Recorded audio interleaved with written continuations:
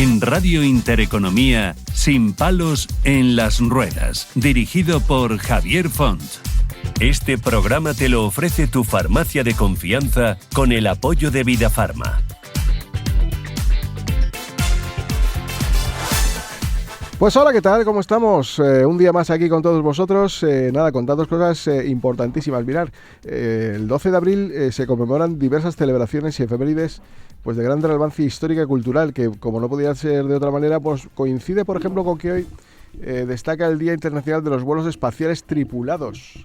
Ya sabéis que hay una nave por ahí que ahora está dando la vuelta a la Luna y, bueno, pues creo que ha tenido un éxito tremendo. Creo que han visto la cara oculta de la Luna. Vamos a ver qué nos cuentan, qué cosas han encontrado, aunque si hay cosas raras a lo mejor no nos lo cuentan hasta dentro de 50 años. Ya saben que Yuri Gagarin en 1961, pues la nave del Vostok, pues fue el primero que tocó el espacio.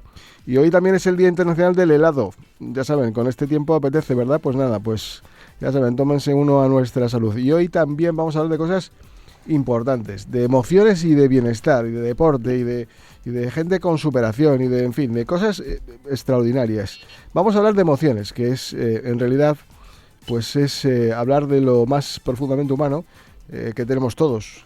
Las emociones, sensaciones, estamos compuestos de esos. Al final, pues las emociones no son un complemento de nuestra vida, son su núcleo, son el lenguaje en el que interpretamos el mundo, en el que damos sentido a lo que nos ocurre y en gran medida con el que construimos nuestro bienestar. Durante mucho tiempo la sociedad ha tenido que, a valorar la razón que la emoción es lo que la cabeza no entiende en muchas ocasiones. Se nos ha enseñado a controlar, a ocultar, incluso a negar lo que sentimos. Sin embargo, hoy sabemos que no hay bienestar posible sin una adecuada comprensión y gestión de nuestras emociones. No se trata de eliminar el dolor, la tristeza o el miedo, sino de aprender a convivir con ellos, integrarlos y darles un sentido. El bienestar emocional no es un estado permanente de felicidad, no nos confundamos. Es más bien la capacidad de transitar, sobre todo, por las distintas experiencias de la vida sin perder el equilibrio interno. Es poder sentirse triste sin derrumbarse, tener ese miedo sin paralizarse, experimentar frustraciones sin rendirse, ¿por qué no? Y que también frustrarse de vez en cuando. Aburrirse incluso también, creo que eso genera mucha creatividad. Es, en definitiva, desarrollar una fortaleza interior que no depende de que todo vaya bien, sino de saber sostenerse cuando las cosas no van como esperamos. En este sentido, las emociones cumplen una función muy especial. El miedo nos protege, la tristeza nos conecta con nuestras pérdidas, la ira nos señala injusticias, la alegría nos impulsa a compartir y a construir, y así un largo etcétera. Cada emoción tiene un propósito, y negarlas es, en cierta forma, negarnos a nosotros mismos. Pero el bienestar emocional no es solo una tarea individual, es también una construcción social. Vivimos en entornos que pueden favorecer o dificultar nuestro equilibrio emocional. La calidad de nuestras relaciones, el apoyo que recibimos, la inclusión o la exclusión que experimentamos, todo ello influye directamente en cómo nos sentimos. En particular, cuando hablamos de personas que han atravesado situaciones de gran adversidad, como puede ser una enfermedad, una discapacidad sobrevenida o una experiencia vital traumática, el papel del entorno se vuelve aún más determinante. No basta con apelar a la fortaleza individual, es necesario construir contextos que acompañen, que sostengan y que ofrezcan oportunidades reales de desarrollo personal. Miren, el bienestar, por tanto, no puede entenderse únicamente como una responsabilidad individual. También es una cuestión de justicia social. Implica garantizar condiciones de vidas dignas, accesibilidad, igualdad de oportunidades y reconocimiento de la diversidad. Porque no todas las personas parten del mismo punto ni enfrentan los mismos obstáculos. En definitiva, el bienestar emocional es un equilibrio dinámico entre lo que sentimos, cómo lo gestionamos y el entorno en el que vivimos. Es una construcción diaria que requiere conciencia, aprendizaje y, sobre todo, mucha humanidad. Y quizá la clave esté en algo sencillo, pero profundamente transformador. permitirnos sentir, acompañarnos unos a otros y construir una sociedad donde las emociones no se oculten, sino que se comprendan y se respeten, porque al final el verdadero bienestar no es la ausencia de dificultades, sino la capacidad de vivir con sentido, con dignidad y con conexión.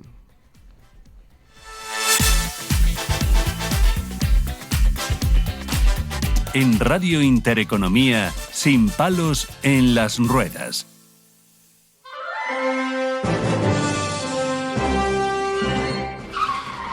Este espacio te lo ofrece Tráfico 112, porque no estás solo después del accidente.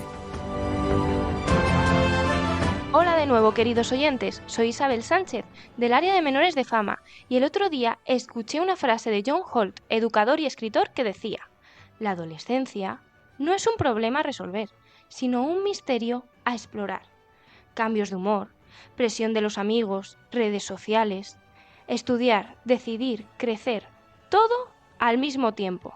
Es normal que los padres se preocupen, pero acompañar no significa controlar, significa escuchar de verdad, dialogar sin juzgar y establecer límites claros y coherentes, fomentar la autonomía en tareas escolares, relacionar el aprendizaje con sus intereses, celebrar cada pequeño logro. Todo suma y todo ayuda. Como pequeños ejercicios, como un diario de retos y logros, que les enseñan a canalizar sus emociones, motivarse y reflexionar sobre su día a día. Puedes llamarnos al número de teléfono 91 593 35 50 o escribirnos a educacion@fama.org. Revisamos juntos. 91 593 35 50 o escribirnos a educacion@fama.org.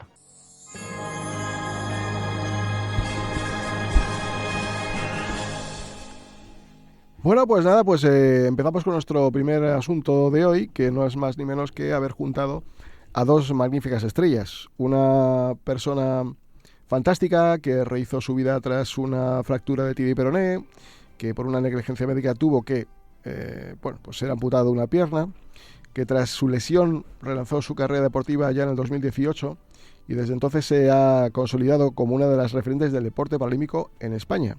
También es creadora de contenidos en redes sociales, también tiene récord nacional en 60 y 100 metros y salto de longitud, ha competido en europeos, mundiales, Juegos Olímpicos de Tokio, París, concursante de Top Chef, Dulces y Famosos, así ha sido, y bueno, también imagen de marcas como Barbie, Oiso, en fin, pues un referente importante de la que aprender mucho. Desiree, ¿qué tal? ¿Cómo estás? Pues muy bien, muy contenta de estar aquí con vosotros. Igualmente, gracias por estar con nosotros. Sé que tienes mucho que hacer, sobre todo entrenar, que no pierdes el tiempo en este sentido y por eso te lo quiero agradecer. Y también pues vamos a saludar a Juan Manuel Montilla, que nació y creció en el popular barrio de Pan Bendito, en Carabanchel. Es una persona que yo creo que sobra si les digo que se llama El Langui, y que ha sido, premio de 2 Goyas, ganó un Goya por El truco del manco, el mejor actor revelación y la mejor canción original. Y ahora, pues, ha decidido crear un documental que se llama Ganas de vivir y que le quiero saludar. ¿Qué tal, Juan Manuel? ¿Cómo estás? Buenos días, ¿cómo estamos? Muchísimas gracias por atendernos y gracias por, desde luego, el trabajo que habéis llevado a cabo junto con Desiree, porque pone de manifiesto muchas cuestiones de las que muchas personas que no tienen discapacidad pues todavía no han percibido de lo que vive una persona con estas características, ¿no? Bueno, al final es verdad que a lo mejor el reflejo que podemos dar Desiree o yo, en este caso, etcétera, pues dices, joder, pues mira cómo lleva la discapacidad. Tan duro no será. Debemos hacer 1000 de cosas. Y siempre alegre, o siempre feliz. Y mira, joder, si hace más cosas que yo. Y mira, pero bueno, al final no todo es así, ¿eh? No olvidemos de que en España hay 4 millones de personas con discapacidad Y vivir con una discapacidad es una jodienda, en nuestro día a día.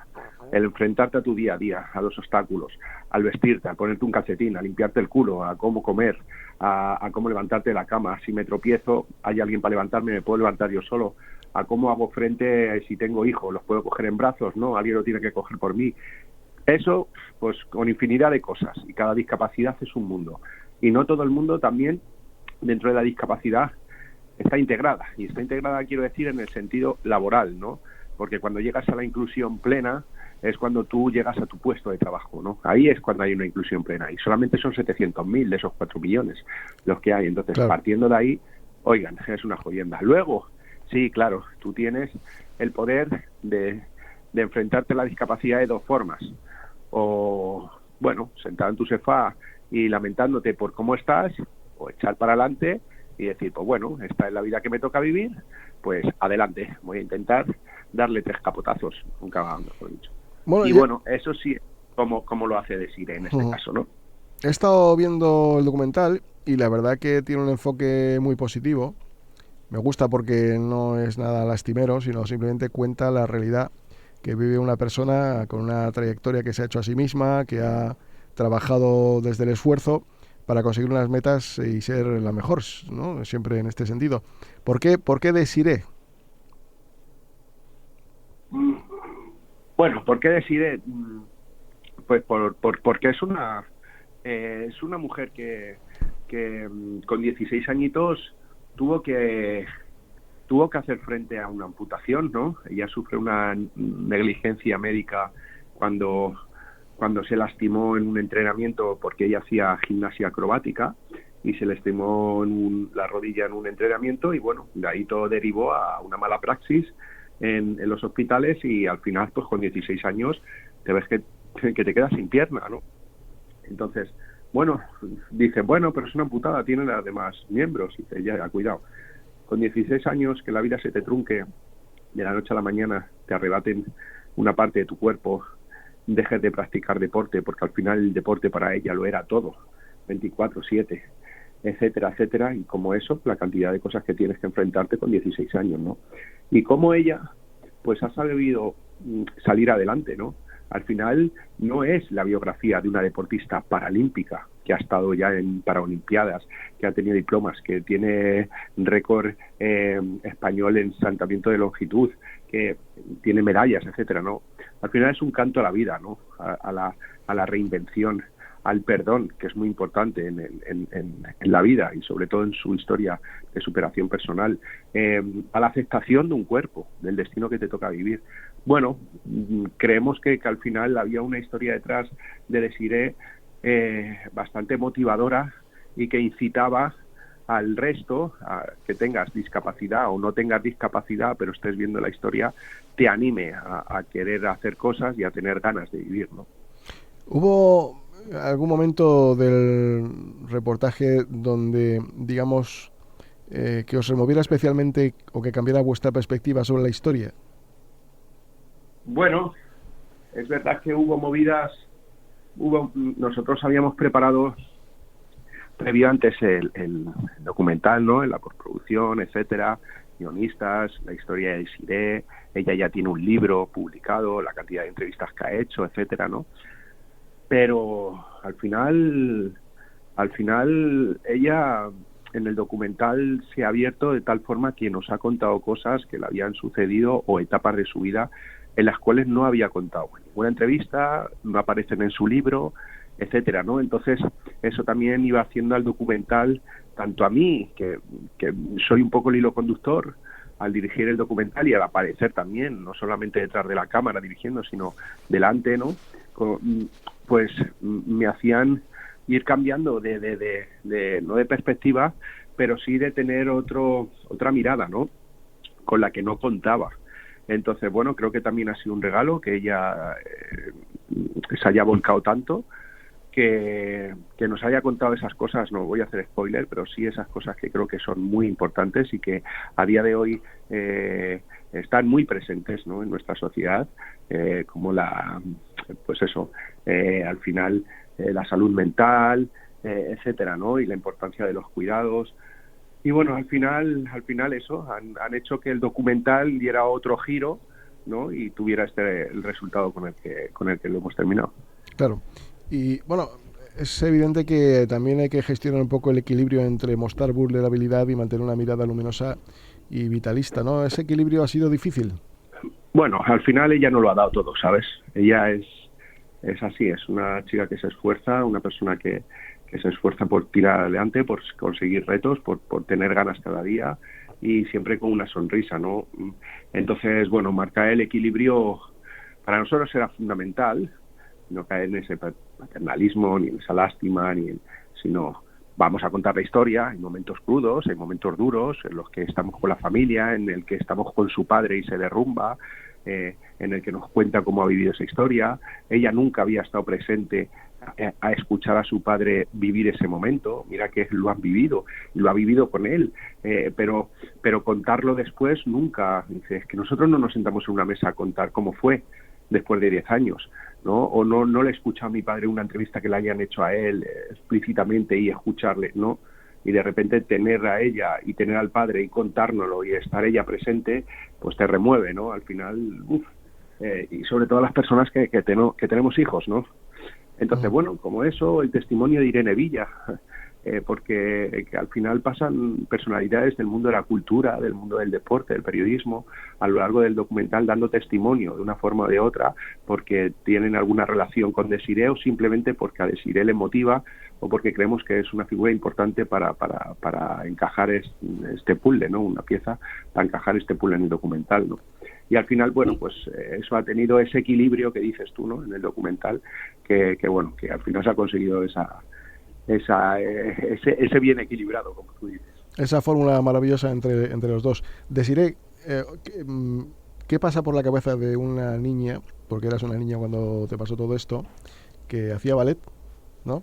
Y que vivía con una alegría tremenda, ahora también, por supuesto, pero claro, en ese proceso cuando te sientes que algo raro va a pasar y que te van a tener que amputar una pierna, ¿qué ocurre? ¿Qué pasa por la cabeza? Bueno, es un proceso complicado porque al principio no eres muy consciente. Yo creo que cuando estaba en el hospital, entre la medicación, entre que no te lo acabas de creer, que una parte de ti subconsciente sigue intentando pensar en que te van a operar y bueno, va a salir todo bien. Y luego pues ya cuando llega el momento de aceptación, al principio lo vives también en una nube porque estás muy acompañada, la gente viene a visitarte al hospital, en el hospital son todo facilidades, ¿no? Está todo adaptado, la familia te ayuda, los enfermeros, los médicos, pero yo creo que el golpe de realidad llega cuando vuelves a tu casa y te reincorporas en tu rutina y te das cuenta de que tu rutina ha cambiado por completo. O sea, yo entrenaba todos los días, 3 horas al día, tenía competiciones, concentraciones los fines de semana y de repente yo cambio eso por ir a rehabilitación y aprender a, primero, el nuevo equilibrio, el nuevo balance sin una pierna y luego aprender a caminar, cuando venía de estar compitiendo al más alto nivel, ¿no? Entonces, ese proceso evidentemente es muy complicado. Y luego a eso le añadimos la edad, que como bien decías era muy jovencita, estaba en plena adolescencia. Creo que ya de por sí la adolescencia es muy complicada para cualquier niño o niña, y si encima pues tienes una discapacidad, tienes que enfrentarte a ir al instituto, que la gente te mire, los comentarios, empezar a tener relaciones de, bueno, pues de pareja, ¿no? E intentar ligar, no saber si la gente le vas a gustar o no por tu cuerpo, porque no es un cuerpo normativo, no hay referentes, no ves de repente un montón de gente con prótesis que hagan las cosas que tú quieres hacer o que te habías planteado hacer antes de la discapacidad. Entonces eso también te hace tener muchos miedos, ¿no? De cara al futuro, cómo será, voy a poder trabajar, voy a poder formar una familia. Entonces, bueno, pues lo vives con esa incertidumbre, con esos miedos y bueno, pues con el debate tuyo interior entre tengo que salir adelante, pero al mismo tiempo a veces cuesta ser valiente y sacar esa fortaleza, aunque los demás te estén ayudando y empujando a hacerlo. Entiendo que la familia ha sido un pilar fundamental, ¿no? Pues sí, yo he sido muy afortunada porque mis padres, que son muy jóvenes, por cierto, lo llevaron lo mejor que pudieron, teniendo en cuenta pues que nadie te prepara para una situación así, pero sobre todo lo que hicieron fue dejarme la libertad de equivocarme, la libertad de intentar las cosas por mí misma, aunque tardara más, aunque me costara. También de tener mis momentos de debilidad, ¿no? Porque a veces parece que si tu niño está mal, ay, ya hay que estar ahí. No, también hay que dejar que la persona pues llore, lo pase mal y esté pues así pasando por ese momento complicado, y luego pues saldrá adelante, ¿no? Por sus medios y con ayuda, por supuesto, de profesionales y lo que hablábamos de la salud mental. Entonces yo he tenido mucha suerte porque ese apoyo familiar fue fundamental para yo no hacerme más pequeñita, no compararme con los demás, sino seguir mi propio camino, ¿no? Una cosa muy, muy, muy tonta es que yo, por ejemplo, con mi hermana nos encargábamos de recoger la mesa cuando terminábamos de comer, limpiar los platos. Yo pensaba que al volver del hospital me iba a librar de esa tarea doméstica y no, y efectivamente pues lo tenía que hacer igual, iba a la pata coja, tardaba el doble. A veces se me caía algún platillo que otro, pero me tocaba hacerlo, ¿no? Entonces, esa fue como un poco el ejemplo de mis padres de decir, no, o sea, tu vida ha cambiado, pero es que la sociedad no está preparada para la discapacidad, entonces tú vas a tener que esforzarte el doble. O sea, no puedes pretender que la sociedad te vaya a poner todo en bandeja y en un sofá y todo lindo y bonito. Entonces, si te quieres preparar para esa realidad, pues en la propia casa tienes que aprender ya a intentar hacerlo todo igual que antes, aunque te cueste el doble. Qué maravilla lo que estás contando, porque muchas veces hay que lidiar con familias que sobreprotegen a las personas y que convierten a las personas con discapacidad en minusválidos. Sí, en inútiles. Entonces es una cosa compleja, ¿no? Luego ya entra el proceso de adaptación después de la amputación, vas creciendo, entiendo, las prótesis. ¿Cómo es esto? Porque luego, claro, lo que tú dices, viendo a los niños en el cole, que los ves distintos, que luego ya esa pareja que te gusta, pero en cuanto te ven la pierna te echa para atrás en un mundo cuasi perfecto ficticiamente, porque nadie es perfecto, pero bueno, sí. Estamos en un mundo un poco complicado, ¿no? Es difícil esto, ¿no? Bueno, yo creo que tuve mucha suerte en ese sentido, porque mira, por ejemplo, a mí me gusta mucho ir a la playa, ¿vale? Yo soy de un pueblo de Galicia que está en la costa, entonces yo siempre los veranos los pasaba pues con mis amigos en la playa, íbamos en bici, y ese verano, sin embargo, no fui porque claro, el ir a la playa supone también enseñar la prótesis, tener que pedirle ayuda a algún amigo para que te lleve hasta la orilla, porque con las muletas pues se te complica.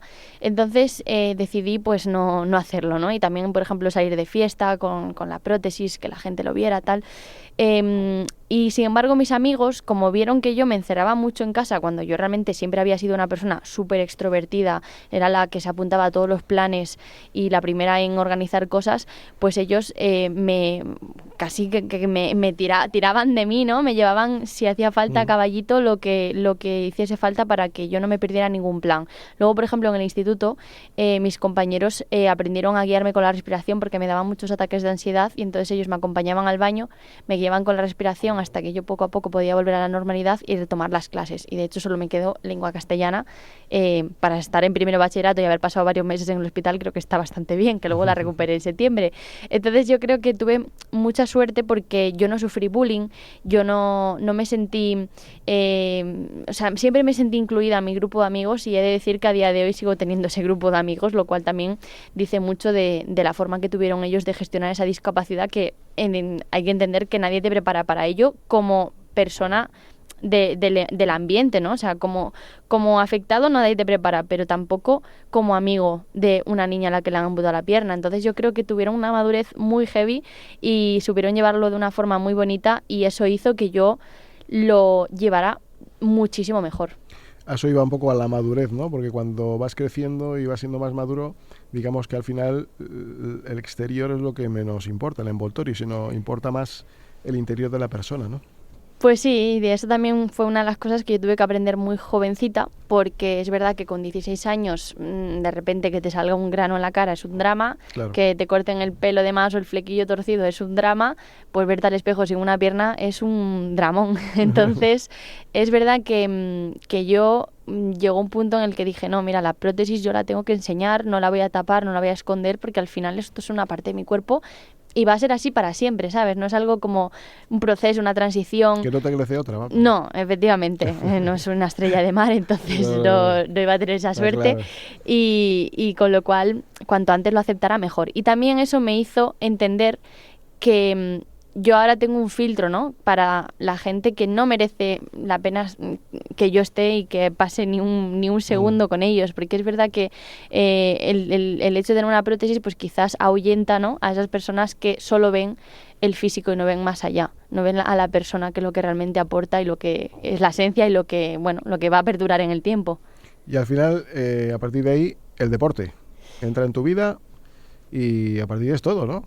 Pues sí, el deporte, yo creo que yo estaba destinada, ¿no? A hacer siempre alguna actividad deportiva y sobre todo a competir, porque a mí es lo que realmente me gusta, ¿no?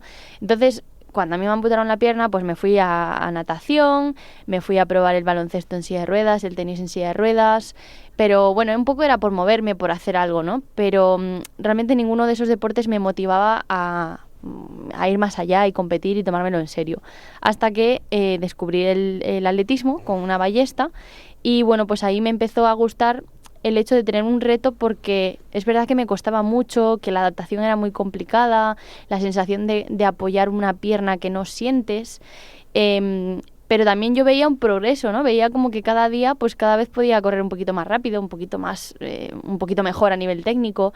Entonces, entre eso y también el equipo, que yo conocía, un grupo de personas con discapacidad, que también eso mola, porque de repente conectas a otro nivel, ¿no? Porque puedes hablar de ciertas inquietudes que otras personas que no tienen una discapacidad quizás no entienden.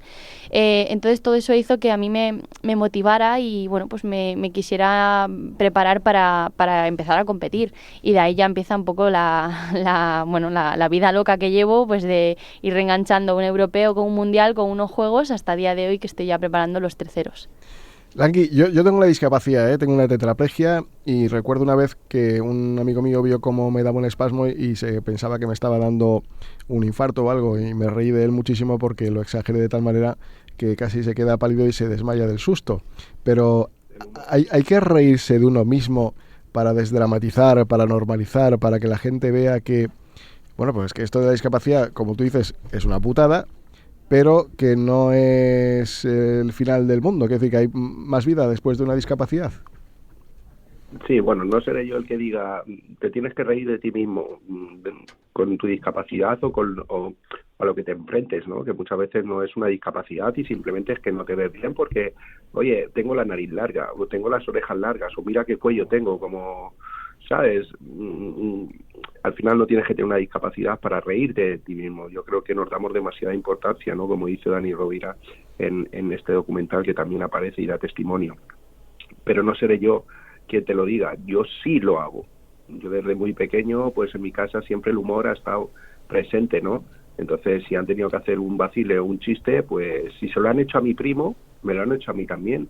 Porque a mi primo le podían vacilar con las orejillas o con cualquier cosa y de repente a mí no se me podía vacilar, ¿no? Es como, claro, a él no, porque está así, le puede afectar o no, es que no podemos hacerle un vacile sobre su cuerpo, pero a mi primo sí, y al amigo de mi primo sí se lo pueden hacer, ¿no? Entonces, bueno, al final en mi casa ha sido todos por igual. Entonces yo he convivido mucho con el humor y a mí me ha ayudado mucho a dramatizar, a entenderme yo, a reírme de mí mismo. Muy difícil se lo he tenido que poner de enfrente, si yo ya me he reído delante del espejo y ya me he sacado vaciles y motes y comparaciones de personajes de película o de cómic, etcétera, pues muy difícil se lo tengo que poner al de enfrente cuando quiere venir a reírse de mí o a intentar hacerme daño, ¿no?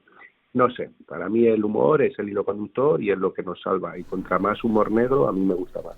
Desiree, ¿qué tal? Qué bueno tenerte por aquí. Muy bien, muchas gracias. Es Elena Langui. ¿Qué tal? No lo oigo, fíjate. ¿Cómo estamos? Que estuvo también en el documental. Sí, estuve en el documental y yo estuve en el documental Langui y Desiree. Fue un placer, la verdad que me llamó, yo estuve en la premier, estuve acompañándolos y me sentí muy identificada porque ganas de vivir ya no es el hecho de la discapacidad en sí, ya es el hecho de tener ganas de vivir.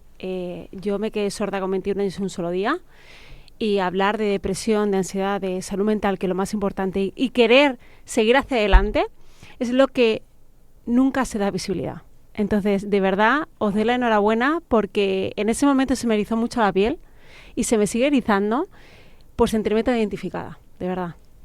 Muchas gracias, qué bonito. Muchas gracias. La verdad es que fue un día muy especial. Oye, Langui, en este sentido, cuando la gente se siente reflejada en lo que hacéis y demás, estamos en un país donde el humor a veces es complicado, ¿no?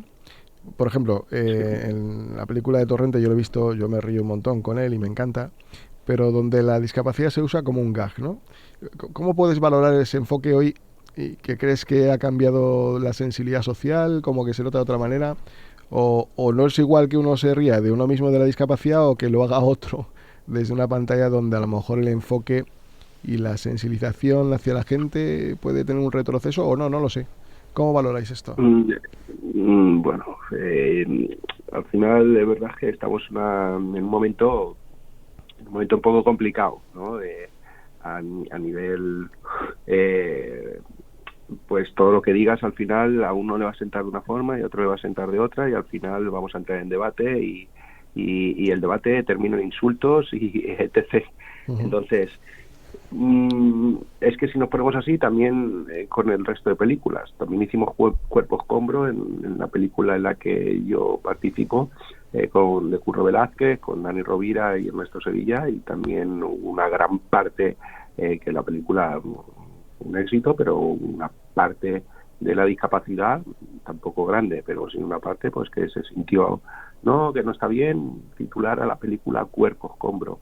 ¿Por qué? Porque los niños cuando vean a un discapacitado le van a decir Cuerpo Escombro. Oh, qué pena, qué pena, qué pena. Y no como el otro día, otro personaje que no le gusta que hagan humor sobre ello, también hizo sobre Campeones. Es que en Campeones no se ríen no con ellos, sino se ríen de ellos.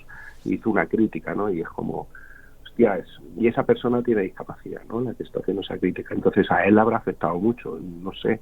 Pues es que a nosotros no, al revés. Y es que no creo que perjudique. Creo que perjudique. Yo recibo cientos de mensajes y la gente nos para por la calle y te vacila. Gente con discapacidad y te dice, tío, me encanta el humor. Yo desde chico igual, mis colegas conmigo lo mismo. Yo en el corro me pongo a vacilar a mi amigo y mi amigo me vacila a mí. Yo le vacilo a él, le saco motes por cómo es su físico, porque están tranquilos, y él me lo hace a mí con mi cuerpo y me llama Velociraptor, imagínate. Y dices, joder, pues es que eso es lo que mola, es que ¿por qué nos damos tanta importancia? Qué cachondo, ¿no? Velociraptor, Claro, pero es que ¿por qué nos damos tanta importancia? Y no sé. Yo... Torrente, pues al final está... ¿Perdona? No, si quieres, Javier. No, solamente quería preguntaros al final qué esperáis que sienta el espectador cuando termina la película.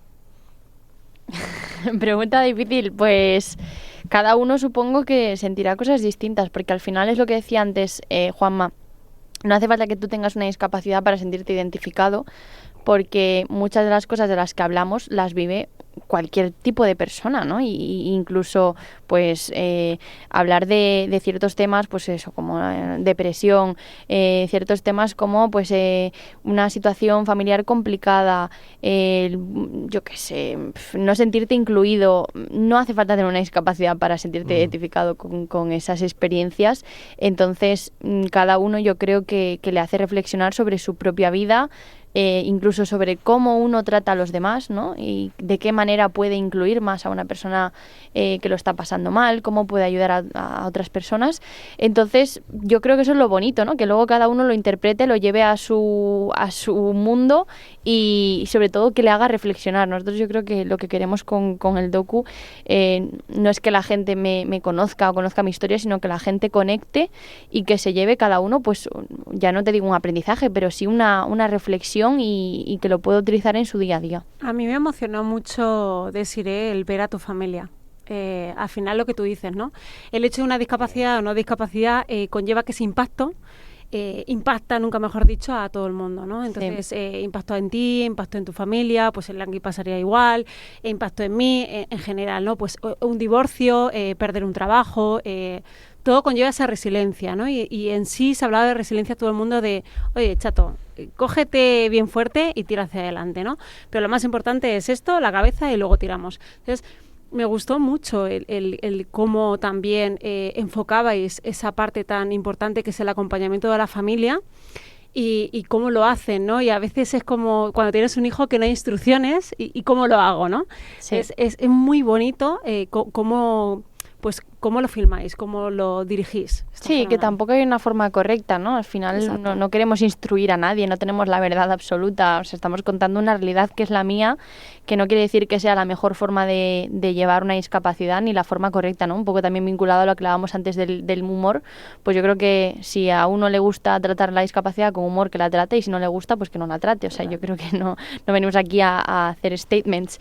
Pero sí que es verdad que para mí ha sido todo un aprendizaje, ¿no? El ver y conocer cómo lo vivieron pues mis padres, cómo lo vivió mi amiga, una de mis compañeras, Nerea, que estaba conmigo el día de mi accidente. Y por lo que decíamos antes, es que nunca nos habíamos parado a hablar de ese tema. O sea, no es algo que tú en una comida familiar te pongas a decir, bueno, y cuando me amputaron la pierna, ¿tú qué sentiste?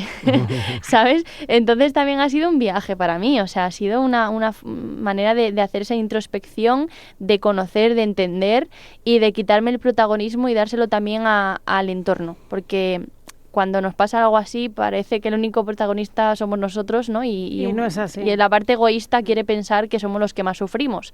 Sí. Pero muchas veces sufren más los demás porque no saben cómo ayudarte y tienen ese miedo. El papel de los padres viendo a un hijo en esa situación es muy complejo.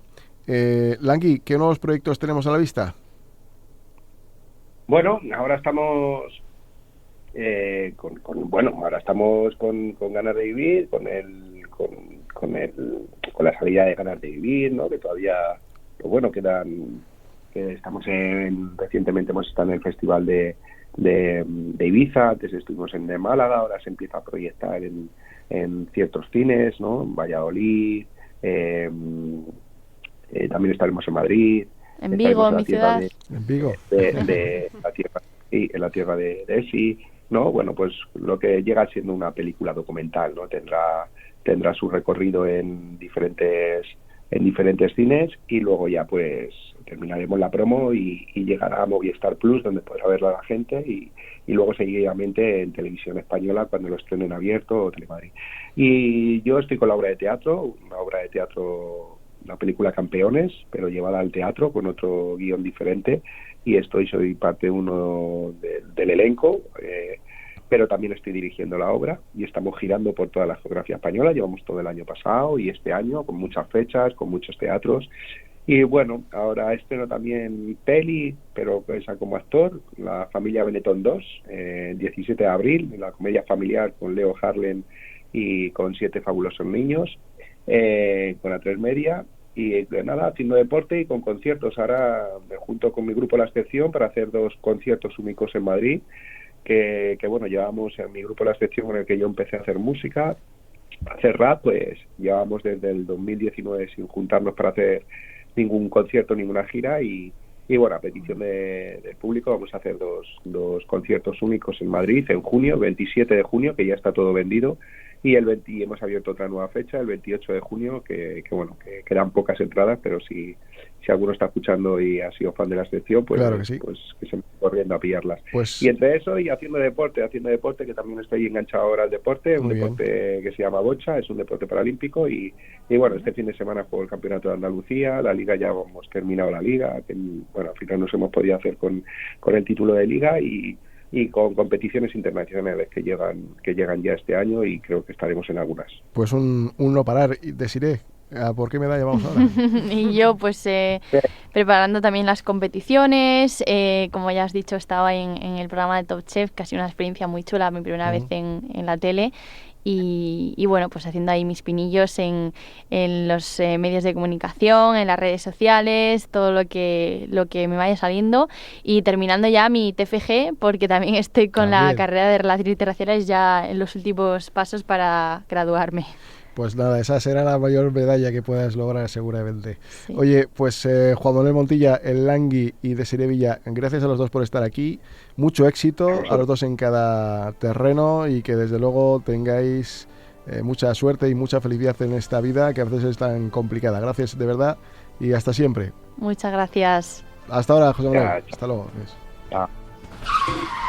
Este espacio te lo ha ofrecido Tráfico 112, porque no estás solo después del accidente.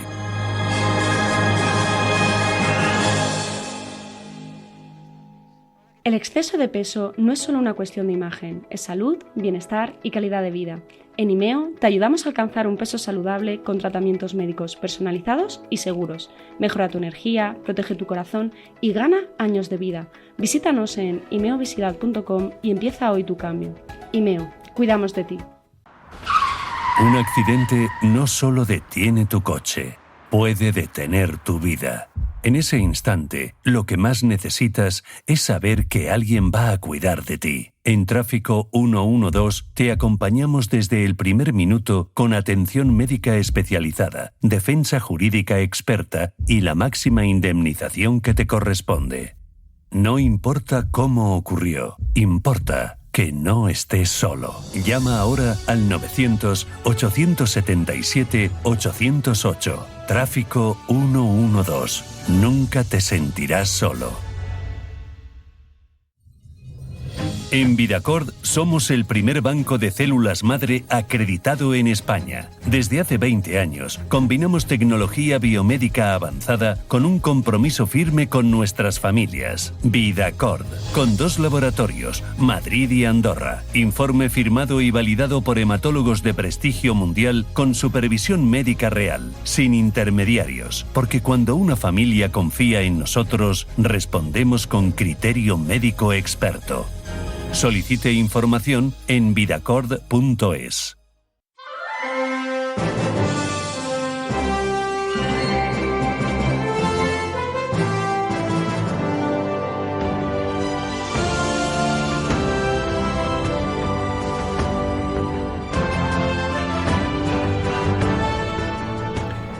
Y bueno, pues ahora vamos a ir con un tema importante que era con el que abríamos el programa con nuestra editorial. Vamos a hablar del malestar emocional en personas con discapacidad física y orgánica. Es un estudio que ha hecho COCENFE, la Confederación Española de Personas con Discapacidad Física y Orgánica de España. Y tenemos a la socióloga integrante del área de investigación de COCENFE, Susana Clemente, a quien vamos a saludar porque es la que nos va a hablar de este estudio. Susana, ¿qué tal? ¿Cómo estás? Hola, buenos días. Muchas gracias por invitarme. Nada, un placer. El presente cuestionario se fundamenta en el estudio sobre bienestar emocional, ¿no?, elaborado por COCENFE, el cual plantea un cambio de paradigma importante. El malestar emocional de las propias personas con discapacidad no se explica por la discapacidad en sí misma, sino por factores estructurales, relacionales e institucionales. ¿Esto qué significa? Que no es tanto el problema de la discapacidad, sino es el mayor problema lo que nos rodea, quizás. Sí, o sea, bueno, lo que supone esto es un enfoque psicosocial. O sea, todas las investigaciones que hacemos y el enfoque desde el que miramos a las personas con discapacidad es un enfoque que tiene que ver con la mirada que no solamente se fija en las personas, sino en las vivencias y en todo lo que el entorno tiene alrededor de esa persona, ¿no? Eso es básico. Viene, es uno de los fundamentos que establece tanto la Organización Mundial de la Salud, como que entiende que la salud es es un concepto que integra, entre otros, básicamente la salud mental.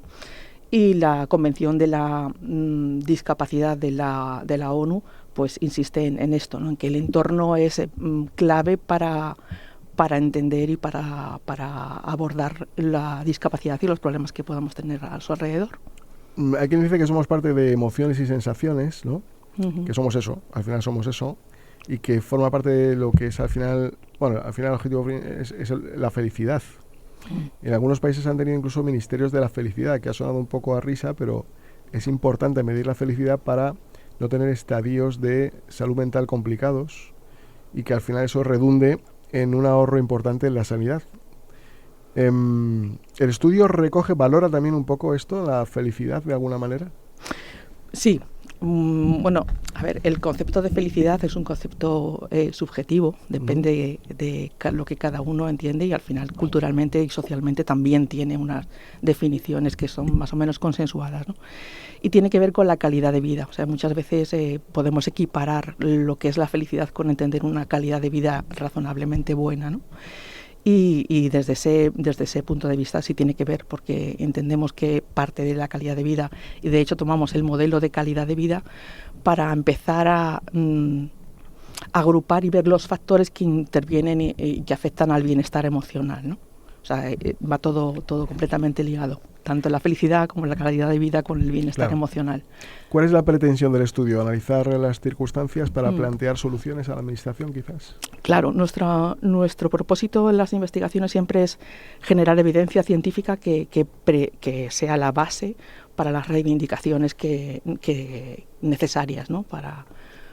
Y para ello, bueno, pues esto es el tema de salud mental, es un tema que se aborda y que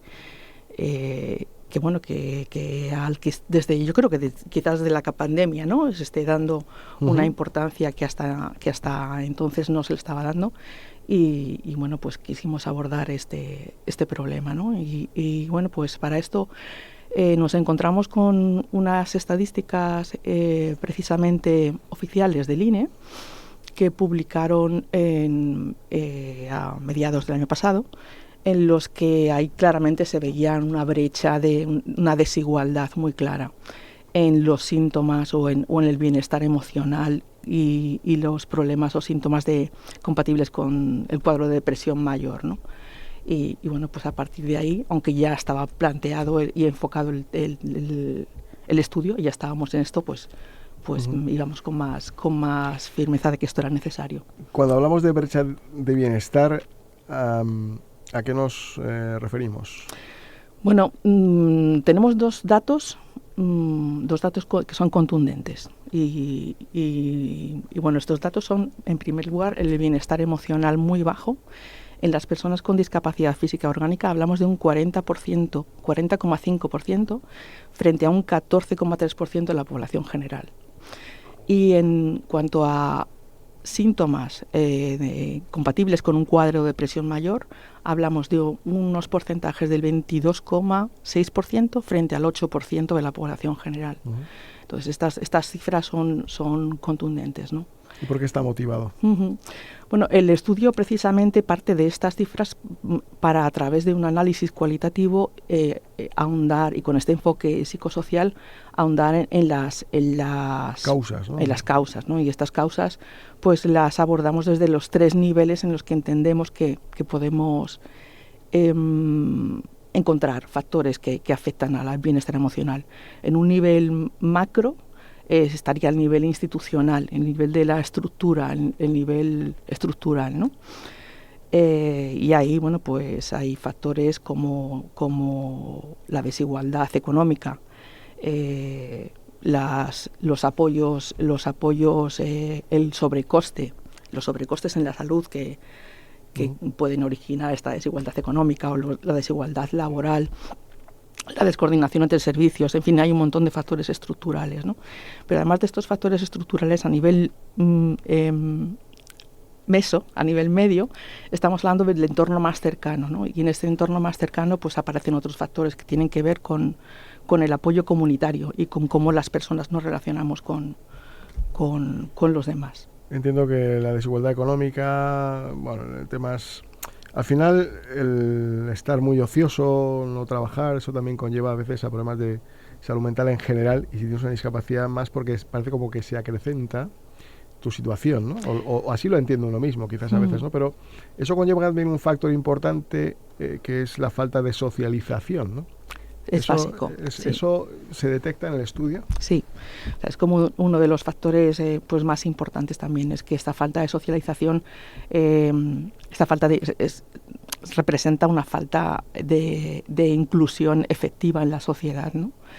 Y puede llevar a una soledad no deseada, bastante más frecuente que en la sociedad, que la población en general. ¿Está motivado por la propia persona con discapacidad o por la otra parte que tiene esos estigmas, esa falta de información, de conocimiento, ¿no? Claro, dentro de estos 3 niveles de los que hablamos, de nivel micro, nivel individual, ¿no?, desde la experiencia personal, al nivel del vínculo de los entornos, del entorno cercano, a nivel de toda el entorno, la estructura que rodea a las personas, pues todos los factores afectan uno sobre otro, todos interactúan, ¿no?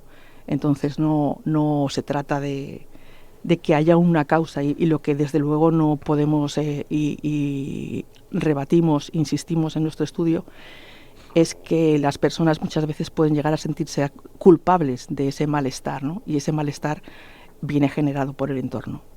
Podemos decir que también el sistema actual de atención a la discapacidad, en un sistema que todavía no hemos dado ese empuje definitivo hacia la autonomía personal, asistentes personales, etcétera, puede ser un factor también determinante para que las personas tengan un estado de bienestar mejor, emocionalmente hablando. Bueno, desde luego que sí. O sea, es que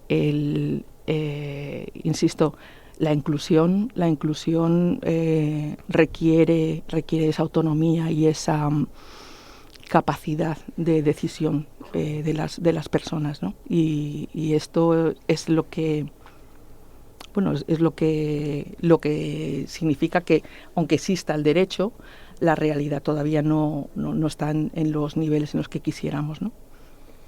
¿Y qué relación guarda aquí el tejido asociativo? ¿Cómo puede ayudar? Bueno, el tejido asociativo lo que tiene cumple unas funciones muy importantes, porque muchas veces cumple funciones que el sistema público no están suficientemente garantizados, ¿no? Como pueden ser el acceso a servicios psicológicos y bueno, hay un montón de formas en las que el movimiento asociativo puede ayudar a rebatir, o sea, a prevenir el malestar emocional. Es muy importante en esto los grupos de apoyo. O sea, hay muchas veces las asociaciones y a través del movimiento asociativo se brindan ayudas a las personas que les blindan en su bienestar emocional, o sea, que previenen el malestar emocional, y unos muy importantes son los grupos de apoyo, los grupos de pares, ¿no? Porque son espacios en los que uno puede, además de tener un sentido de pertenencia, sentirse libres para expresarse, compartir experiencias y bueno, pues el movimiento asociativo no solamente cumple una ayuda de atención puntual, sino que sostiene. Por lo que detecto en tus palabras, quizás también hay que trabajar con las familias mucho, ¿no? Por aquello de esa sobreprotección familiar que también hablábamos antes con el anterior invitado y demás, que ella decía, si mis padres me hubieran protegido mucho, posiblemente no estaría donde hoy estoy. Esa sobreprotección a veces complica la vida, a veces, ¿no? Sí, es otra de las cosas que recogemos en el estudio, ¿no? Y que están a la orden del día, y es que ese trato a veces de infantilización, de paternalismo, pues afecta y dificulta la integración. Voy a decir algo que a lo mejor es políticamente incorrecto, pero la discapacidad, las personas con discapacidad, puede que hayamos caído también en una zona de confort.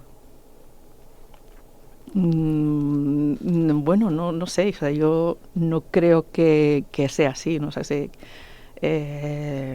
la verdad es que no sabría qué decirte. Es una pregunta muy comprometida. Digo, yo creo en una que residencia donde te lo dan todo hecho. Yo sé que es políticamente incorrecto lo que digo desde la discapacidad, que yo la tengo, ¿eh? Sí. Pero donde te lo dan todo hecho, donde, en fin, no tienes a veces ni que pensar, tal. Eso poco a poco va anulando a la propia persona. A mí me hierve la sangre cuando veo personas que no se dan cuenta que eso al final les está mermando su propia capacidad de vida y que de alguna manera tienen que despertar y empezar a reaccionar, y esa figura del asistente personal es muy positiva para eso, para que hagan de su vida lo que ellos quieren, no que digan los demás lo que quieren hacer ellos mismos en su vida. Por eso decía que esa zona de confort también a veces es complicada, ¿no? Es decir, a quien no le gusta que le hagan todo. Eso es como cuando va uno a un hotel, ¿no? Y le hacen de todo. Bueno, yo vuelvo otra vez a algo muy importante que creo que es una de las cosas de las claves que tenemos que subrayar, y es que no es una zona de confort, no es que las personas con discapacidad muchas veces tienen que adaptarse y esa adaptación les exige un esfuerzo. Entonces, yo no veo que haya una zona de confort, al revés. Veo que la sociedad a veces está exigiendo a las personas con discapacidad adaptarse, cuando es la sociedad la que tiene que adaptarse para que las personas con discapacidad puedan vivir una vida plena y de derechos. Entonces, yo no sé, quizás esto de la zona de confort no lo he escuchado ninguna vez en personas con discapacidad. Es provocador lo que dices, y yo creo que se trata de una defensa o de un ataque, ¿no?, de algunas personas que pueden pensar que tienen unos apoyos o que tienen la vida hecha, ya quisieran. Pues Susana, muchísimas gracias por estar aquí hoy con nosotros. Gracias a ti. El estudio se llama El derecho al bienestar emocional, factores desencadenantes del malestar emocional en personas con discapacidad física y orgánica en España. ¿Lo podemos tener en algún lado? ¿Lo podemos descargar de algún sitio? ¿Se puede ver? Sí, tenemos en nuestra web un documento que hemos hecho en la web de COCENFE, un documento que hemos hecho que recoge las principales claves del estudio en un formato visual y accesible para fácil que de entender. Fácil para de aquellos entender. Que no somos sociólogos. Para los que es necesario entender lo que es para llegar a todo el mundo. Pues muchísimas gracias por todo, Nada. por el trabajo y que tenga recorrido y que la administración nos escuche y resolvamos muchos problemas. Ojalá Gracias. que sigamos avanzando. Muchas gracias, Javier. Gracias. Seguimos. Adiós.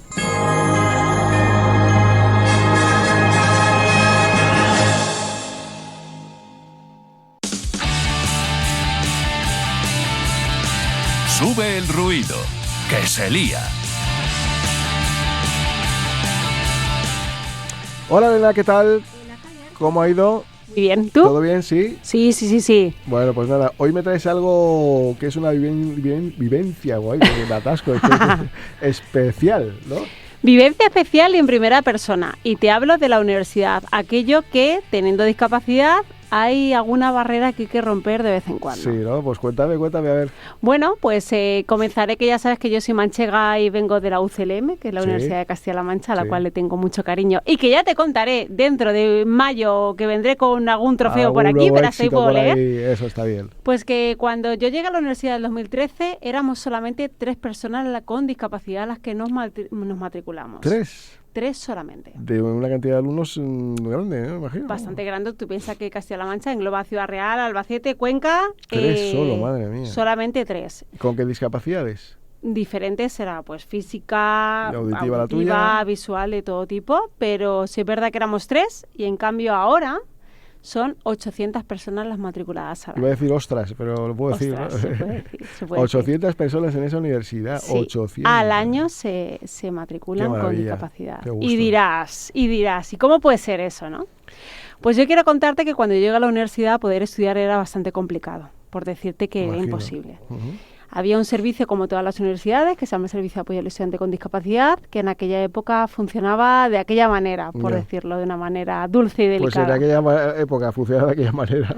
Es así, ahora funciona de aquella manera, mejor dicho, en aquella época... Bueno, pues tengo que decirte que la universidad en Castilla-La Mancha parece que se están haciendo las cosas de una manera un poco más bonita, digamos, Eso ¿no? Está bien. Y sí es verdad que, bueno, pues siendo la primera implantada, Castilla-La Mancha, universidad, primera fila, imagínate, con un equipo FM para poder escuchar al profesor, pues no era suficiente. Cuando hablamos de la universidad, hablamos de también inserción laboral, que te sonará bastante, ¿verdad? Sí, claro. Vale, pues cuando yo estuve en el servicio de becaria, en el servicio de apoyo al estudiante con discapacidad, en el que los cimientos eran muy básicos, y dije, ostras, las personas con discapacidad cuando acaban, los estudiantes con discapacidad cuando acaban la carrera, ¿qué pasa con ellos? Y más en zona rural. Claro. Pues te coges el título, te lo pones bajo el brazo, a tu casa y a verlas venir. Y no hay práctica ni nada. No, porque en aquella época las oportunidades eran casi ninguna, las personas con discapacidad eran aquellos que no era viable. Y yo dije, ¿por qué no montamos un proyecto de inserción laboral?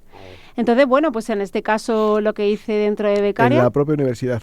Sí, en el servicio de apoyo. ¿Y te hicieron caso? ¿Te escucharon? Me hicieron... Bueno, primero fue de aquella manera secreta, porque es verdad que al final me iba a impactar también a mí, ¿no? Y quería ver un poco qué hacíamos. Que era como una novedad. Total. Madre mía. Pero al cabo de unos meses, cuando vieron que se iban insertando laboralmente, alguien se dio cuenta dentro de la universidad y vinieron al servicio y dijeron, oye, Elena, ¿qué estás haciendo? Entonces les conté el proyecto y en este caso, en cuarto de la universidad, pues directamente los llevaba a un departamento de recursos humanos de tema de discapacidad que, bueno, pues la verdad que ayudaron mucho y a partir de ahí ese proyecto se implantó y se lleva a cabo y la verdad que imagínate. ¿Y continúa? Continúa. O sea, Bueno, después pues, de 15 años sigue continuando. Hace poco estuve allí en la universidad y sigue. Y gracias a este proyecto yo también tuve trabajo. Entonces, bueno, pues lo más importante es las anécdotas de que un servicio de apoyo al estudiante con discapacidad es necesario dentro de la universidad. Siempre.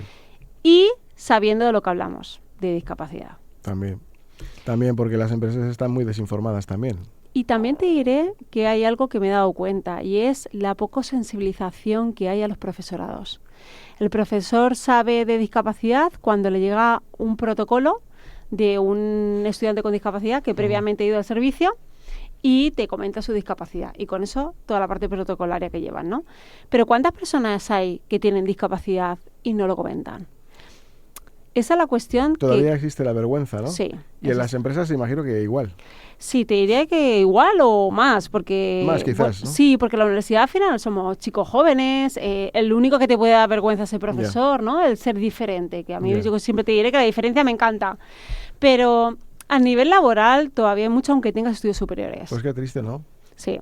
Porque esa gente al final también lo pasa mal. Y bueno, las empresas tampoco se enteran mucho de los beneficios que pueden tener, ¿no? Por eso yo creo que estando en el 2026 como estamos todavía, esa palabra que es sensibilizar o ese verbo sensibilizar es necesario. Los profesores muchas veces me comentan a mí cuando hablo con ellos, ¿no? Pero Elena, cuando me viene una persona ciega no sé qué hacer. Pero cuando me viene una persona en silla de ruedas no sé qué tengo que hacer. Imagínate, te estoy hablando de gente que son 800 matriculados, ¿no? Verte, y ya no hablamos de la discapacidad de los neurodivergentes, que también está y que hay que darle visibilidad también a eso, ¿no? Pues ha avanzado mucho, queda mucho por avanzar, pero ese proyecto en el servicio ha hecho su impulso. Claro. Y bueno, pues yo te diré que insertarlo laboral, o sea, la inserción laboral ha habido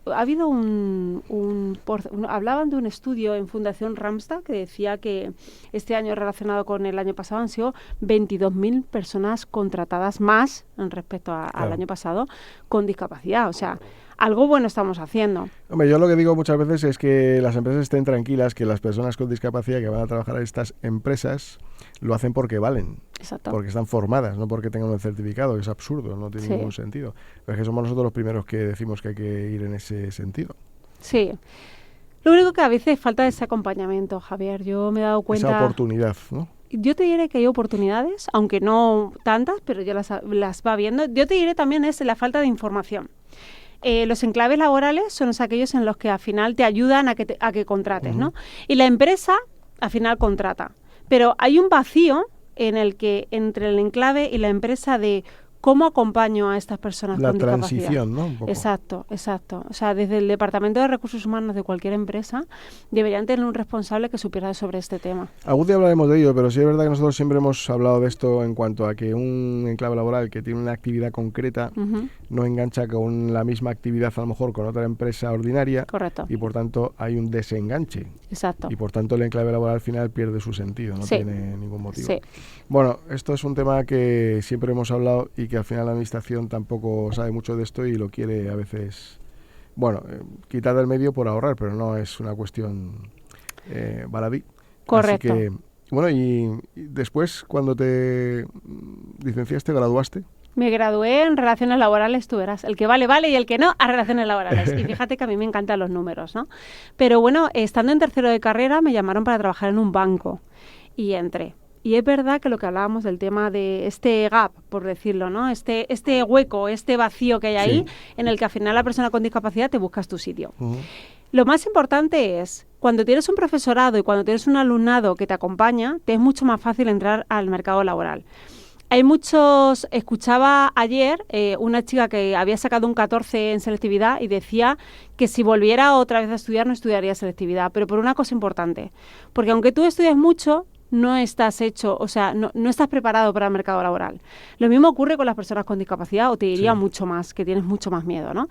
Entonces, desde las universidades hago un llamamiento al que se preparen a todos los niveles, con y sin discapacidad, y el profesorado, hay ese profesorado que llaman, es un externo, en el que al final pues son gente profesionales que quiere dar clases, ¿no?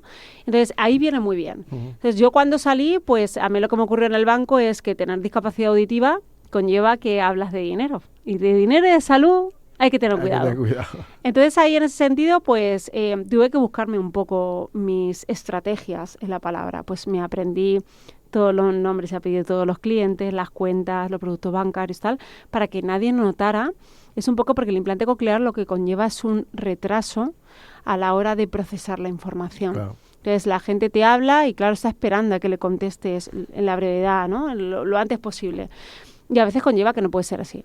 Con lo cual, qué importante es esto, darle mucha visibilidad a las universidades, porque se le da a los coles, a los institutos y al mercado laboral. Pero la universidad es importante. Dicen que la persona con discapacidad que termina la carrera automáticamente se coloca. Sí. Sí, ¿no? Sí. Hay sí, poco sí, paro, sí, por lo sí. que veo, entonces. La gente Se preparada. coloca enseguida, por Las eso. ayudas están haciendo su efecto Sí, también. bastante. Toda la ley, la LISMI también hace y las oportunidades están ahí. O sea, luego ya creo que hay mucho trabajo por detrás, como hemos hablado antes, pero el tener un estudio superior te hace diferencia y te Eso da es. una palanca para unas oportunidades que si no lo tienes no es posible. Por eso yo siempre diré que impulso a que las personas con discapacidad tengan estudios superiores. Pues Elena, muchísimas gracias por contarnos tu experiencia. La próxima semana nos veremos. Exacto. Vale, gracias. Gracias, Javier. Volvemos. Chao. En Radio Intereconomía, Sin palos en las ruedas, dirigido por Javier Font.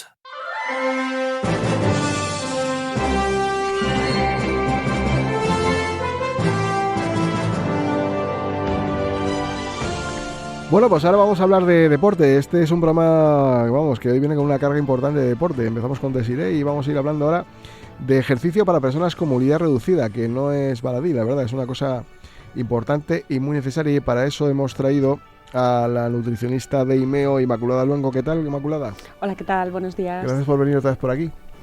Encantada. Oye, para empezar, ¿cómo podemos definir el papel del ejercicio físico en la salud general más allá de la pérdida de peso? Fundamental. Incluso como nutricionista, y sé que esto puede ser un poco alarmante, para mí es bastante más importante el ejercicio físico que muchas veces la alimentación. O sea, sin el ejercicio, que al final hace que nuestro vehículo, es decir, nuestro esqueleto, nuestro músculo, pueda funcionar en el día a día. Si no hacemos ese ejercicio, ese mantenimiento, pues puede ser que tengamos problemas de movilidad, que las ruedas no funcionen bien. Entonces es algo que hay que ir trabajando en el día a día, que no viene de la noche a la mañana. Es como un coche aparcado que no lo movemos, ¿no? Completamente. Se quedan las ruedas hasta cuadradas, como yo digo. ¿Qué mitos podemos decir que siguen existiendo sobre el ejercicio en personas con obesidad o movilidad reducida? Sí, sobre todo cómo se entiende el deporte. O sea, al igual que existe una mala relación con la comida, pues existe una mala relación con el deporte. Cuando enfocamos ese deporte a quiero bajar tantas calorías, quiero bajar 3 kilos antes del verano, que después de esta Semana Santa. Está todo el mundo en el gimnasio, como después de las vacaciones. Sí, hoy es un lunes importante. Dura poco eso, de todas maneras. Es como el lunes de después de Navidad. Sí, cuando se suben y se bajan 2 veces las pesas, se te quita la gana ya de volver. Completamente. Pues cuando se enfoca el deporte en esa mentalidad, pues dura muy poquito. Entonces es esa mentalidad la que impide que haya una adherencia al deporte, que haya una continuidad y que a la gente finalmente no le termine de gustar. ¿Podemos hablar del deporte, por ejemplo, a caminar rápido, el que pueda caminar? ¿El rodar la silla rápido, el que pueda rodar? Por ejemplo, o sea, incluso, algo que desgaste energía, me imagino. Pues fíjate que te diría que no. Aquí sí, aquí hay bastante mito, sí, porque el deporte no empieza en el músculo, empieza en el cerebro. Entonces, para, por ejemplo, personas que tengan movilidad reducida, ya solo el hecho de proyectar el pensamiento de que, por ejemplo, vayan a coger una pelota de tenis y apretarla, eso ya activa ese mecanismo neuronal, esa conexión músculo-cerebro, que hace que se genere el movimiento, o sea, aunque no se produzca el movimiento. O sea, si entendemos el deporte, machacarnos en el gimnasio para ser unos múscules, ¿no? Como unos croissants, ¿no? Como digo en consulta, sí, puede ser, pero realmente hay que bajar mucho la expectativa, hay que bajar la intensidad y eso va a hacer que tengamos una mejor adherencia. Claro, al final una persona que tiene movilidad reducida es más complejo, ¿no? Entonces, ¿qué consejos podemos dar para que una persona de estas características, además de la alimentación, que es muy importante, también haga algo de ejercicio que acompañe esto? Sí, pues con actos muy sencillos en el día a día. No es una cuestión de que se genere un ejercicio de alta intensidad, ni mucho menos, sino que haya una estimulación continua y que no se llegue a producir fatiga, que no haya un sobreesfuerzo. Pues, por ejemplo, el que pueda pues levantarse y sentarse de una simple silla, lo que te decía de lo de intentar apretar una pelota de tenis o proyectar mentalmente ese ejercicio y ese movimiento. Pues, por ejemplo, si puede moverse un poquito más con bandas elásticas, eso se le llaman ejercicios funcionales, que no, es verdad que no es coger no es coger fuerza, no es coger peso en alta intensidad, pero aquí lo que queremos es estimular el músculo y en esa estimulación vale cualquier cosa. Claro. ¿Cómo influye, que entiendo que será muy positivo, pero lo tengo que preguntar, el ejercicio en la salud mental y emocional de estos pacientes?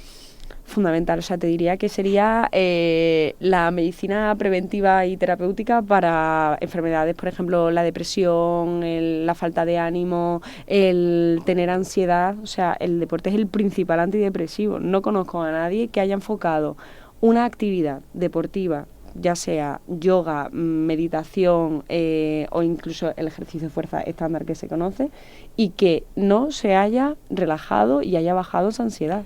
¿Y eso por qué? ¿Porque el propio deporte socializa o porque directamente el deporte es así de bueno?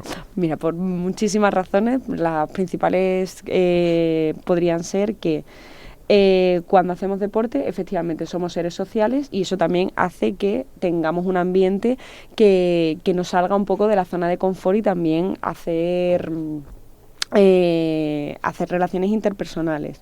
Luego, secretamos una cosa que se llama el factor neurotrófico derivado del cerebro, que protege nuestras neuronas y hace también que liberemos unas sustancias que son neurotransmisores, que son serotonina, dopamina y endorfinas, que eso ya de base nos pone contentos. Muy de moda últimamente. Sí.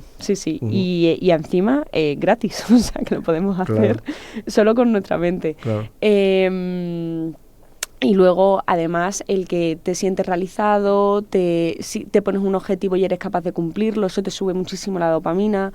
El salir fuera a la calle y que te dé el sol también hace que regule nuestro estado de ánimo. Entonces, todo eso es un conjunto que tiene un efecto secundario, pero que es mucho más beneficioso en comparación con el deporte en sí per se, si lo quiero enfocar a bajar 3 kilos de grasa de aquí al verano. Claro. Hay un tema, yo siempre he tenido este dilema, porque cuando una persona tiene movilidad reducida es más difícil hacer deporte, porque evidentemente por pura lógica no todo el cuerpo se mueve y el gasto de energía es distinto. Pero, ¿qué riesgos existen para una persona con movilidad reducida que lleva una vida completamente sedentaria a nivel de salud? Los riesgos más importantes y cómo podemos hacer para que eso no se produzca, aparte de la alimentación, por supuesto, claro. Justo. Pues te diría bajar la expectativa, siempre acompañado de un profesional adecuado que le adapte toda esa movilidad y que le explique bien qué ejercicio puede y qué no puede hacer, porque no va a haber nadie mejor que, por ejemplo, un fisioterapeuta o alguien especializado en actividad física y deportiva que le pueda orientar de manera ajustada, porque justo lo que decías, es un sobreesfuerzo mayor y lo que decía al principio, no nos interesa que haya una fatiga, simplemente que active la movilidad y que vaya mejorando esa conexión mente-músculo conforme vaya pasando el tiempo, pero nunca llegar a fatiga y saturar. Oye, ¿qué tipo de evaluación hace IMEO antes de diseñar un programa de ejercicio para un paciente? Pues siempre miramos el estilo de vida y incluso, esto te sorprendería, he llegado a decirle a pacientes que se desapunten del gimnasio. ¿Ah, sí? Sí, porque... Qué motivador. Sí, pero tiene su explicación. Cuando se apuntan al gimnasio y me dicen, mira, Inma, es que no me gusta nada, lo paso fatal, es la peor hora del día con diferencia. Y claro, hay infinidad de actividad que está relacionada con el deporte, pero que no es ese deporte que entienden de concepto de dieta, que es bastante más interesante. Entonces ahí les digo, vamos a explorar actividades que a lo mejor no te has planteado hasta ahora, pero vamos a probar cosas nuevas. Dedicamos 1 mes y medio, 2 meses, el tiempo que necesites a probar hasta que demos con algo que a ti te haga sentirte bien, independientemente de la estimulación física que sea. 3 ideas claves que te gustaría que quienes nos escuchan recordaran después de esta entrevista. Por favor, lo primero de todo, mejorar la relación con el deporte o ese concepto de deporte que se tiene, porque para mí deporte incluso puede ser un día que haga bueno y te deje un paseo, fin. Eso claro. Podría ser una buena práctica. Luego, tenerlo presente y que esté dentro de nuestra prioridad en el día a día, porque es una forma muy preventiva de evitar bastantes enfermedades sin darnos cuenta, con pequeños gestos, simplemente evitar coger el coche para ir a coger el pan si son 20 minutos, pues nos aprovechamos y nos damos ese paseo. Y luego que intentemos ajustarlo en el día a día. Si podemos dar más, daremos más. Si estamos cansados, vamos a escucharnos y vamos a descansar. Pero no entrar con esa toxicidad de debo, tengo o quiero llegar a coger tanto peso, porque eso va a hacer que estemos mucho más lejos de ese objetivo, que al final es mejorar nuestra salud, que por eso lo hacemos. Te voy a hacer una pregunta que no sé si me vas a saber responder. Cuando vas al campo, ¿por qué te entra hambre? ¿Por qué no paramos? Por el oxígeno, ¿por qué será? Pero cuando vas al campo uno le trae siempre un hambre que no veas.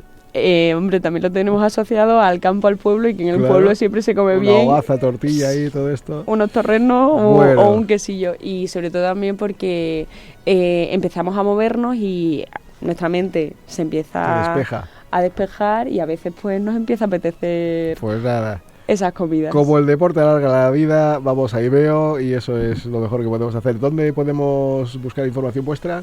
Nos podéis buscar en Google, en Instagram, en nuestra página web todo esto, ¿no? imeoobesidad.com, y ahí nos ponemos en contacto y vemos. Pues Inmaculada Luengo, muchísimas gracias por venir y hasta la próxima. A ti. Gracias, continuamos.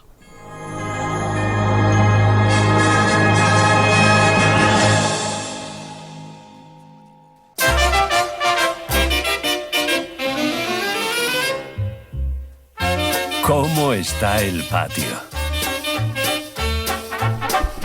Querido Tony Melero, ¿qué tal? ¿Cómo estás? Pues muy bien, intentando cuidar la salud, como bien estáis recomendando por aquí. Pues sí, y mejor que yo, porque yo me he cogido un catarro que lo veas, eso... los aires acondicionados. Sí, la sierra, que te entra hambre. Como te entra hambre en el campo, pues luego cuando llegas te quieres quedar fresquito. Así es. Cuéntame. Vamos con un par de noticias que además las dos tienen algo de sentido, algo en común, ¿no? Entre ellas. La primera, 20 camellos descalificados de un concurso de belleza en Omán por el uso de botox y cirugías. No es inteligencia artificial ni me lo estoy inventando. Este chiste tengo que contarle antes de seguir. Podía haber pasado en Owoman, pero ha pasado en Oman. Lo siento, Javier. Yo sabía que la presión estética estaba fuera de control, pero no pensaba que también afectaba a los camellos, que además es el único animal que lleva ya una joroba de serie y ahora resulta que también pasa por quirófano. Eso es que yo me imagino ya, pues eso, que la gente pone a los cactus con flequillo, cosas ya que... muy mal, Nos hemos pasado el juego ya de las cosas raras. Por castigo, imagino que... A lo mejor es por aburrimiento, ¿no? Pero es que... Pobre camello. Imagínate al jurado. Además, yo supongo que el jurado, en este caso, será veterinarios, ¿no? O entendidos, ¿no? Del mundo animal, y diciendo, ay, no, este camello no es natural. Y el camello completamente inexpresivo, que ya lo son de por sí, ¿no? Pues ahí pensando, estoy tan operado que no puedo fruncir el ceño, pero de verdad que estoy indignado. Había alguno tan operado que por cierto, esto me han comentado las malas lenguas, que llegaron a confundirlo con un Terian. Esto es una información que me ha pasado un omaní. Los camellos ya de por sí, como digo, son inexpresivos, tienen esa cara de me da igual todo. Por cierto, me he traído una foto yo con un camello para que enseñártela a ti, que si viene luego Alejandro y quiere sacarla en redes. Para que veas los morros que tienen los camellos. Yo tengo una foto con un camello que me dio un beso y digo, es que no hace falta operarle los morros a los camellos, si los camellos ya tienen unos morros más que Jorge Javier un sábado por la noche, hombre. Y que aparte de las operaciones, fuera de Botox, desde mi ignorancia, concurso de belleza de camellos. Ya, a mí esto ya... Me suena raro. No tiene mucho sentido, ¿no? De belleza de camello, ¿no? ¿Qué se valora? La caída de la joroba, el volumen de las pestañas, ¿qué se valora? No lo sé. Por lo visto no es la primera vez. Por lo visto, esto ya hace unos años eliminaron a más de 40, o sea que esta vez han sido a 20. Esto ya es como la trama Gürtel, pero con joroba. El que te da el beso es muy mono, ¿eh? El que me da el beso era una pasada ese camello, ¿eh? Yo me le quería llevar para casa, pero no pude. No te cabe, sí. Además, estas prácticas, por lo visto, y esto ya lo digo totalmente en serio, porque yo soy súper animalista, les afectan a la salud. Y aquí yo ya me enfado. Dejemos en paz a los animalitos. Suficiente tiene el camello con esa cara de además que parece que se han tomado algo raro, como para ponerle esos morros como una butifarra que cuando vayan a beber agua les floten en el agua. Así que por favor, cuidemos a los animales, cuidemos a los camellos y ánimo a esos camellos naturales, que sois preciosos dentro de lo que cabe, pero sois auténticos y eso hoy en día vale más que una joroba hinchable. Vamos con la segunda noticia que tiene también en común, que es otro concurso de belleza. Seguramente lo habéis visto en redes nuestros oyentes. A finales de marzo fue el certamen de Miss Tailandia. Pues una de las concursantes, y que su nombre además a mí me resulta curioso, se llama Kamol Wanchanago. No me estoy inventando nada. Kamol Wanchanago. Pues se le despegaron las carillas durante el concurso. Sí, sonó algo así y luego ya al caer al suelo sonó son chof. Los dientes que te ponen de postizo, ¿no? Sí, de hecho además el nombre es porque baratas no son. Baratas no son. De hecho creo que Kamol Wanchanago significa molares o premolares chao, algo así tiene que significar, porque el vídeo tenéis que verlo. En ese momento además, que es cuando ellas se ponen serias y muestran su locuacidad y elocuencia hablando de la paz mundial, de los niños, pues en ese momento fue cuando los dientes dijeron: nosotros nos bajamos de aquí, como un pasajero de Ryanair. Claro, ella intentó disimular, se dio la vuelta, se colocó los incisivos. Pobrecilla. Pero ya no es lo mismo. Pasó de ser Miss Tailandia a ser Mr. Potato. A mí me encantan estos momentos donde todo es perfecto y de repente la realidad hace crack. En este caso, literalmente, los dientes ahí en modo hasta luego, Mari Carmen. Pero es que ya, Javier, pobrecilla, pero perdón, que es que la chica tiene 18 años. 18 ¿Y ya años. se está poniendo más carillas? Yo con 18 tenía grano, brackets y hasta un futuro dudoso, pero carillas no tenía, te lo aseguro. Tengo 39 y de momento me estoy salvando. Pero bueno, lo mejor es que ella siguió desfilando como si nada. Eso también hay que decirlo, es profesionalidad. Eso le pasa a alguien en España y ya te ponen de colaborador en un programa o te meten en la casa de los gemelos o algo así. Líos. En el mundo en el que vivimos pues donde hasta las sonrisas de alquiler, donde hay puzzles con menos piezas que una chica sana de 18 años, yo considero que esto no es un accidente, yo lo veo como una metáfora. La sociedad entera está pegada con Loctite, que soplamos un poquito y se desmonta todo, y también tiene algo de poético, ¿no? Porque en un concurso donde todo es fachada, lo único real que ha pasado son unos dientes de mentira, que es que me encanta esa metáfora. Y yo me acuerdo, me viene a la cabeza con todo esto el programa de Bricomanía. No sé si te acuerdas. Sí, pues claro, imagínate un programa de bricomanía de maquillaje. Eso es, pues se llamaría bricomaquillaje. Y yo me imagino a Cristian presentando ahí: muy buenas amigos, en el programa de hoy os voy a enseñar cómo montaros una cara. Necesitaremos un taladro percutor refrigerado por aire con 4 válvulas, capaz de transmitir datos a gran velocidad gracias a la tecnología de modem. Que no tiene eso en su garaje, Javier. Y luego un tornillo Allen y una sonrisa opcional, ¿eh? Yo lo vería. Yo lo vería. Así que bueno, todos mis respetos para esta chica, Kamol Wanchanago, pero también una reflexión. Si para ser guapo tienes que estar pegándote cosas, igual no estás tan bien como crees y también cabe la posibilidad de que seas un camello. Y vamos a cerrar con una noticia que, bueno, que ya no es noticia porque hace meses que lo sabemos. Sabemos que cada vez hay más estrenos de películas, de series. Acabamos de comentar que en nada viene la de Michael Jackson, que me lo has comentado tú, yo no lo sabía. 26 de abril. Pues el 25 de diciembre de 2026, ojo, porque vuelve Harry Potter One More Time. ¡Ostras! Otra vez, porque ya después de... ¿En qué formato? 7 libros, 8 películas, ahora Javier van a estrenar la serie. 25 de diciembre, ¿puedo decir la plataforma? Sí, claro. Sí, dila. Vale, HBO. Yo me he leído los libros y, claro, viendo las pelis, sabiendo lo que venían en los libros, las pelis iban al grano. Magia, colegio, Voldemort calvo, colegio otra vez, se acabó. Era pim pam pum. Ahora la serie será, claro, más capítulos, más horas. Seguramente Harry Potter tarda 6 episodios en llegar a Hogwarts porque se pierde en el andén 9 y 7 tercios. Luego hay un debate muy gordo, esto sí que es verdad que está generando mucha controversia en redes, con la elección del actor Papa Esiedu como Severus Snape, que además es uno de los más reconocibles de la saga. ¿Y por qué? Porque en los libros Snape, esto es de J.K. Rowling, no mío, es descrito como un hombre pálido. y el actor Papa Siedu es negro. Entonces, claro, Entonces, ese la cosa ha debate cambiado. existe, porque además esto de las comparaciones tiene más años De todas que un bosque. maneras, si la serie dura mucho, van a tener que cambiar de Harry Potter muchas veces, ¿no? Claro, Como no el sé Rey- cómo se la como van el- a... Como el Rey León.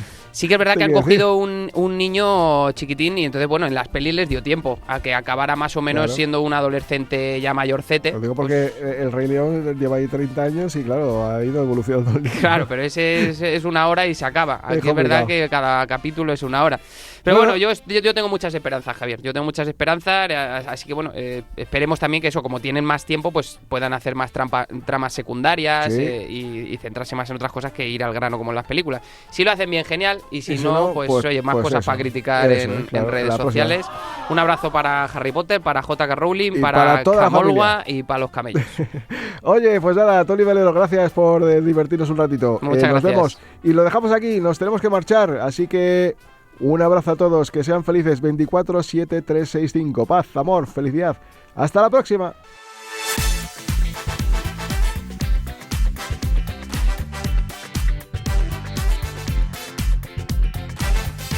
Hola de nuevo, soy Paula, fisioterapeuta del Centro de Atención Temprana Pasito a Pasito, y hoy os voy a hablar de algo que a los niños les encanta y que además es clave para su desarrollo, el juego en movimiento, porque jugar no es solo diversión, también es una forma natural de trabajar el equilibrio, la coordinación y la fuerza. Muchas veces pensamos que para mejorar estas habilidades hacen falta ejercicios específicos, pero la realidad es mucho más sencilla. El mejor entrenamiento es el juego. Actividades como saltar a la pata coja, caminar sobre una línea en el suelo o hacer pequeños circuitos en casa con cojines ya están estimulando el equilibrio sin que el niño se dé cuenta.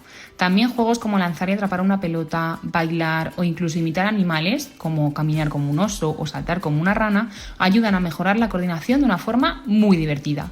El consejo clave es este: ofrecer oportunidades de movimiento variadas y adaptadas a la edad.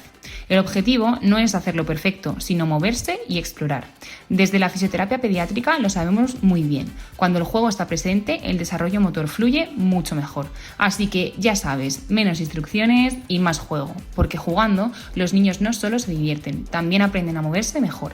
Si queréis más información o asesoramiento, os esperamos en Pasito a Pasito, en la calle Ramón Power 54, en el barrio de Hortaleza, o podéis contactarnos a través del correo cat@fama.org o del teléfono 623 757 050, 623 757 050. Será un placer acompañaros en cada paso de este camino.